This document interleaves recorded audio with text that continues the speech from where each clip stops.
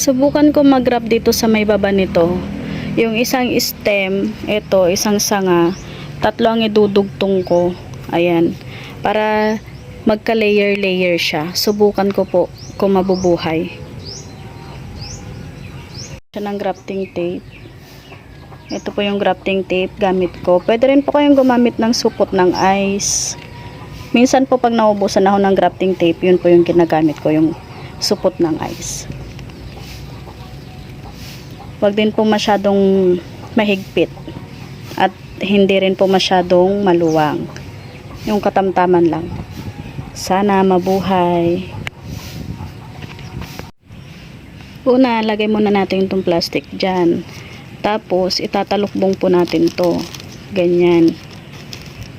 Tsaka i-fold na rin po natin para hindi lang po siya magkaroon ng singaw.